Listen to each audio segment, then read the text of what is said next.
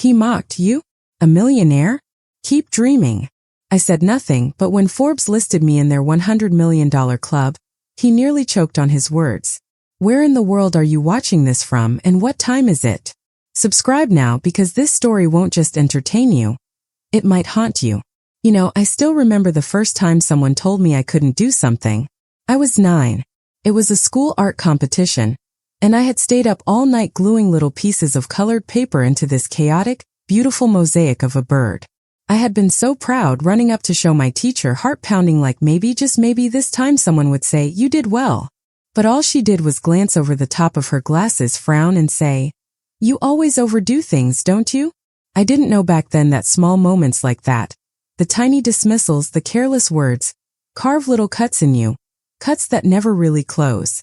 They bleed quietly for years, until you either drown in them or harden over so completely that no one can touch you again.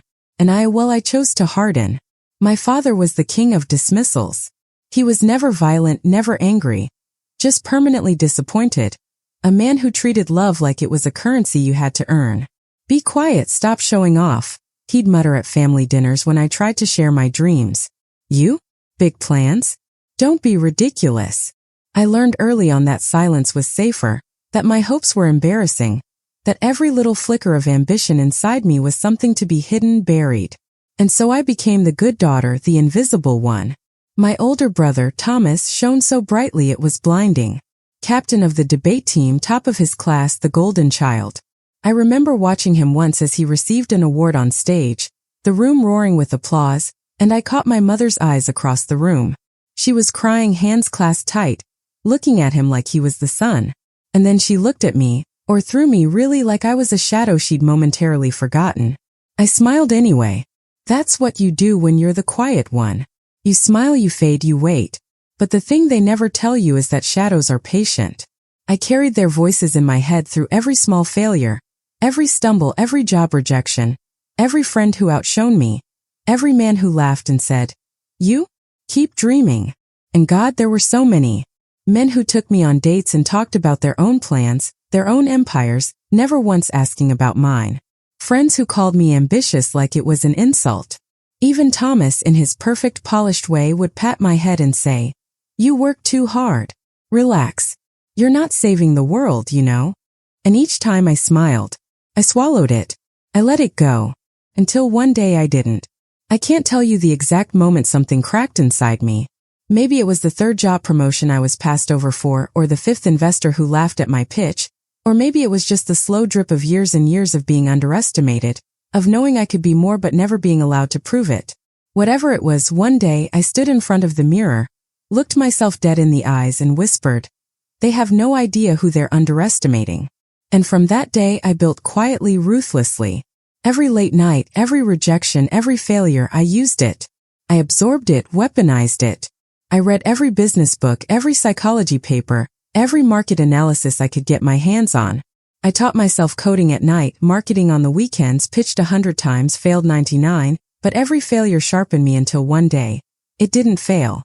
The company took off like wildfire, faster than I could have ever predicted. And yet, when Forbes called, when the magazine came out and I saw my name printed under $100 million club, the first thing I felt wasn't triumph. It was a strange, hollow ache, like I'd been carrying a backpack full of stones for so long that when I finally set it down, I didn't know who I was without the weight. And still, in the quiet after the headlines, after the champagne, after the applause, there was something I couldn't shake. A text on my phone. Just one word. "Congratulations." From Thomas. No smiley face, no call, no warmth. Just that. I stared at it, heart thudding. Something was off. I don't know why, but it felt like a shadow moving in the corner of my vision, a cold breath at the back of my neck. I set the phone down slowly, staring into the dark window where my own reflection looked back at me, and I whispered under my breath, "This is just the beginning." I've been staring at that text for hours, waiting for it to make sense. Congratulations. It's almost laughable how simple it seems, how cold and devoid of emotion. It's just a word. And yet my stomach churns every time I read it. I told myself I was done with feeling small, done with needing validation. I built this empire alone. But now, with every achievement, every dollar, every step I took toward the top, The words keep echoing in my head. You're not enough. You're still not enough. I could hear my mother's voice in the back of my mind, like it was still the 90s, still my little 8-year-old self hiding in the shadows. Don't make a scene. Don't make us look bad. What was I even running from? I'd given up trying to make her proud years ago. Hell, I'd stopped trying to make anyone proud. But now, with the success, something was different. It was supposed to be liberating, right? This was freedom, this was power, wasn't it? But there I was alone in this massive sterile office that smelled too much like success and not enough like me. I'd poured every drop of myself into them, and yet all I could feel was the gaping hole of something missing. I sat down at my desk, eyes glazed over. The company was doing well. Too well. The numbers were through the roof, the brand was practically a household name at this point, but I still didn't feel right. Something was wrong. Maybe it was the emptiness inside me that refused to be filled, no matter how many zeros were added to my bank account. Or maybe, just maybe, it was the feeling that every single person I had trusted, loved, or relied on had been playing me like a puppet all along. My brother's text had haunted me. Yes, but what really kept me up at night was a conversation I overheard 6 months ago. I'd forgotten about it, buried it deep, but now that everything was falling apart, the pieces were coming back. I was in my parents' house, visiting for the first time in years. My mother had called me just to check in, which she never did. She had a soft way of saying everything that made you believe she cared even when she didn't. I stood in the hallway, halfway between the kitchen and the stairs, when I heard them. My father's voice, low and measured as always. And then my mother's, frantic, almost pleading. He's gone too far this time, he's not like the others. You know he's been changing. My heart started to race, but I stayed frozen, too terrified to move, too terrified to interrupt. The money's gone, Thomas is planning something. You need to step in. That was all I heard. I didn't know what it meant, but I knew it wasn't good. I knew that whatever Thomas was doing, whatever game he was playing, was not the same as the one I was playing. That night I couldn't sleep. I tossed and turned, listening to the sounds of my parents in the next room, knowing that they were too wrapped up in their own failures to notice mine. I was just a shadow in their eyes, and I had to fight for everything. I made my way downstairs at 3 a.m. like a ghost, and when I passed the living room, my eyes caught something on the coffee table. An envelope. Thick, official looking, with my father's handwriting across the front. I don't know what made me open it, but I did. And inside I found the papers. Business plans, blueprints, numbers that didn't make sense at first. And then, buried within the chaos of words, was a single sentence that shattered everything. The company will be ours. All of it.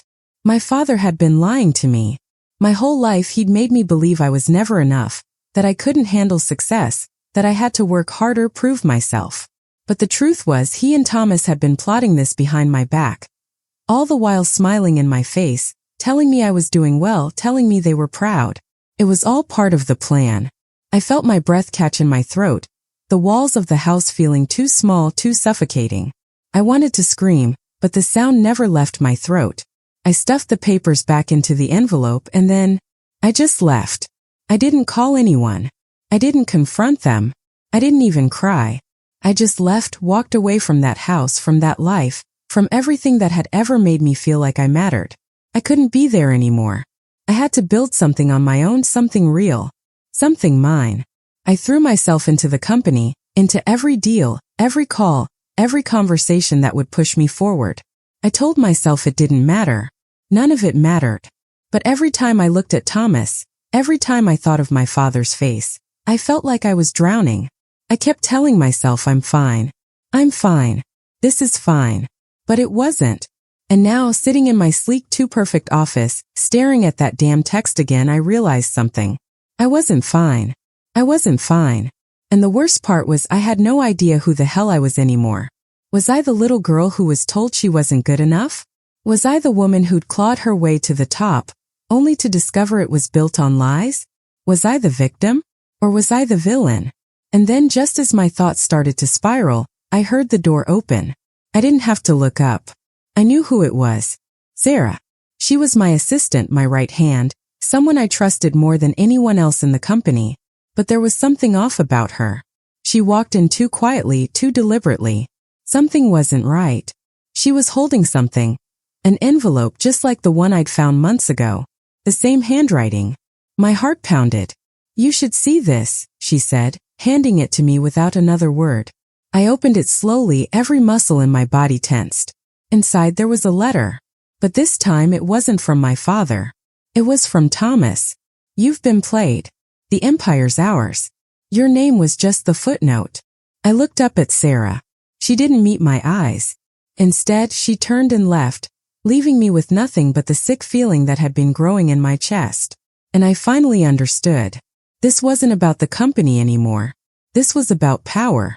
And I had been nothing but a pawn all along. Everything had been a lie.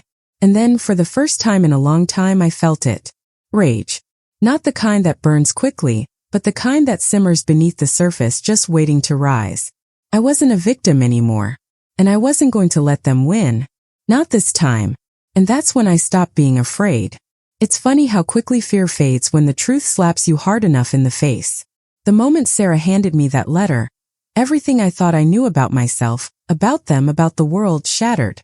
My whole life I've been a puppet, no, a tool used by everyone who ever claimed to love me, every person who ever smiled and said they cared, all while manipulating me like a piece on a board. The bitterness of that realization was a poison, but it wasn't even the worst part. No, the worst part was that I had known. Somewhere deep inside I had always known. I just refused to see it.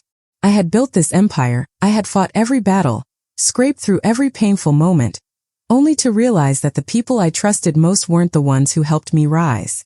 They were the ones who kept me in a cage, making sure I never got too close to the truth, to the real power. My father's letter, that sickening message from Thomas, it all made sense now. The lies weren't just about the company, they were about me. They'd used me, played me, and I let them. The anger inside me was an ember at first, a flicker of resentment that slowly began to burn, but by the time I realized what had been done, it was a blaze that consumed everything. There was no turning back from this. I wasn't going to cry. I wasn't going to scream. I wasn't going to let them see me break. I was done with being the woman who cried herself to sleep every night. I was done with feeling small, feeling weak. That woman, the one who walked out of that house in the middle of the night, the one who left behind everything, was gone. I could feel it in my bones, the power of this new version of me. She was quiet. She was cold. And she was coming for everything they had stolen from me. I didn't know how yet, but I knew that the wheels were already in motion. No one could hurt me anymore. I walked into the office the next morning like I owned the place. No longer rattled by the whispers or the stares or the whispers behind my back. I saw Sarah in the hallway, and for the first time, I looked at her with suspicion. She had been my ally, my confidant, but now I saw her for what she truly was. A shadow. I didn't need shadows anymore. I needed allies who didn't hide behind my back, playing their own game. "I need to see the files from the last quarter," I said, my voice cold, sharp. She nodded, not meeting my eyes. There was something different about her today, too. I couldn't place it, but I knew she wasn't the same woman who had walked into my life a year ago. She was a part of the system I'd built, and now I was realizing it was a system I needed to tear down. As she walked away to fetch the files, I stared at the closed door to my office. There, in the darkness of the room, I felt the weight of the secrets pressing down on me. This is what it's all about. This is why they've done this. They're scared. And they should be. For so long I had thought I was just a player in their game. But now I understood they were the players and I was the prize. I was the one they wanted to control, the one they needed to break in order to control the company. But that was no longer going to happen. I couldn't keep sitting in this chair, pretending I didn't see it. I couldn't keep pretending everything was fine. The lies, the manipulation, it all came back to one thing. Control. And they were never going to control me again. That night I stayed late. Far later than usual. The lights in the office flickered as if they were unsure of me now, unsure of who I was becoming. But I didn't flinch. I didn't care. I was far beyond caring about what anyone thought. And that's when I found it. The file. The one Sarah had been hiding from me. I didn't know why I had trusted her, why I had given her so much power in my life. But as I opened that file, the walls of the office seemed to close in. It wasn't just about Thomas. It was about my mother, my father, everything they had ever said to me. All of it was a lie. They were all complicit. They were all in on it. The betrayal hit like a train, but it was too late for tears. The truth had come, and there was no turning back now. It was time for war. I grabbed my phone and opened a private message thread. I hadn't used it in months, but I knew who to contact. He was dangerous. He was powerful. And he owed me. When I pressed send, my heart didn't race. It was steady calm, the calm before a storm. I need you to make things disappear. The message was simple, clean. And just like that, things were already shifting, aligning, falling into place. I didn't know how it was going to end, but I knew one thing for sure. I wasn't going down without taking everything they cared about. I wouldn't stop until every one of them had their secrets laid bare. Until they paid for what they had done to me, to us, to everything I had ever built. As I set the phone down, a single tiny knock at the door echoed in the quiet room. I didn't have to look up to know who it was. It was Thomas, and he thought he was still in control. He thought I was the same naive woman who would fall for his charm. But that was the last thing I was. "We need to talk," he said, his voice low and urgent. His words seemed so out of place, so empty in comparison to the silence I felt inside me. I didn't even acknowledge him. "You've had your chance," I said, my voice icy, devoid of anything resembling warmth or care. And that's when I stopped being afraid. The months that followed were nothing but the unraveling of everything I had built, of everything they thought they could keep hidden forever. It was almost laughable how sure they had been that they were untouchable. Thomas, my own flesh and blood, the man who had played me like a violin for years, hadn't even realized that he was already in the trap I'd set. The longer he tried to play his hand, the more tangled he became in the web I was weaving, and every time he thought he had me cornered, I showed him a new piece of the game.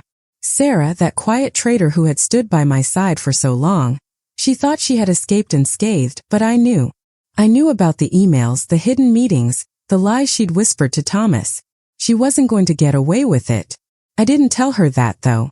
I just let her think she was still in control, thinking she was untouchable. But it wasn't her I had to break first.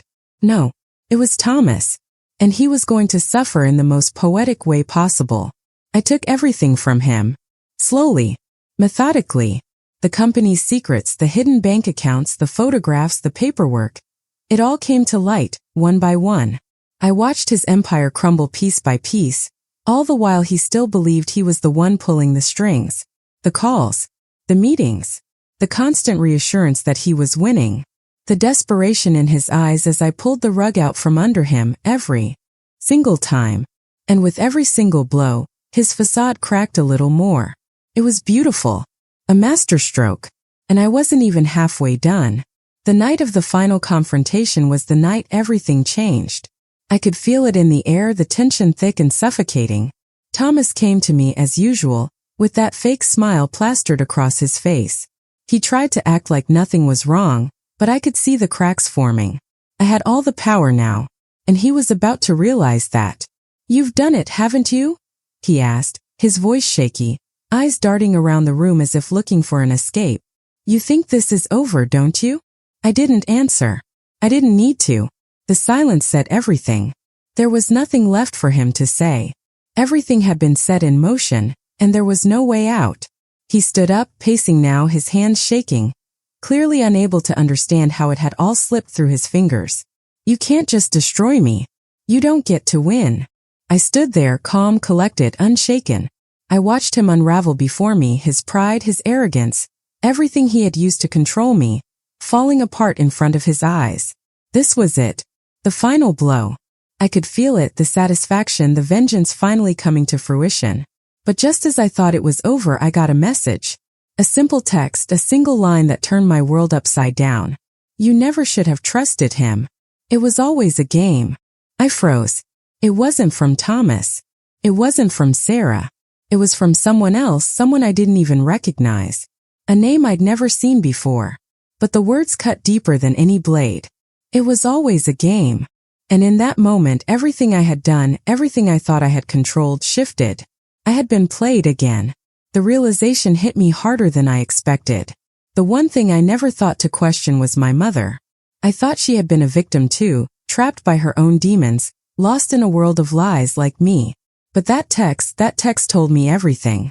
She had known. She had always known what Thomas was up to. She had helped him. She was part of the scheme just like him.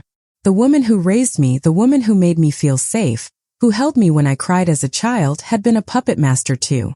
It was all a lie, and I had fallen for it. I looked at Thomas again, but this time there was no anger. There was no more rage. There was only a quiet, bitter calm. The room felt smaller now. My heart, which had been pounding with adrenaline, suddenly went cold. I thought I was the victim, but maybe I was blind all along. I whispered to myself.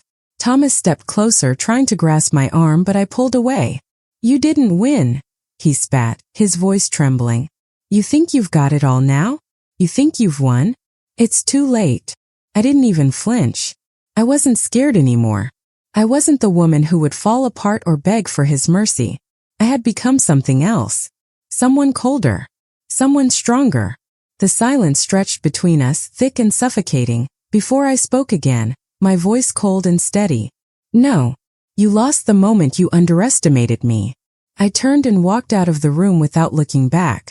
I didn't need to hear his pleas, his threats, his desperation. The truth had already come out, and nothing would ever be the same again. The next day, the media exploded. The company's corruption, the stolen money, the hidden deals, it all came crashing down. But what the world didn't know was the final piece of the puzzle. Thomas wasn't just a fraud. He had planned everything, even his own downfall, just to take me down with him. The truth had always been staring me in the face. I had been too blinded by rage to see it. I stood in front of the mirror that night, staring at the reflection of the woman I had become. I had gone through hell and back to get here, but this was my redemption. I had taken control. I had won. And as I stood there, the weight of everything settling around me, I felt the emptiness that came with the truth. Sometimes victory doesn't feel like what you expect. Sometimes it's a quiet, hollow ache, knowing that the person you thought you were has vanished. But I had no time for regret.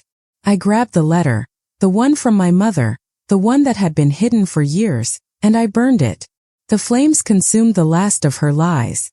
And if you stayed this long, you already know this wasn't just a story. This was a warning. Subscribe. And remember me.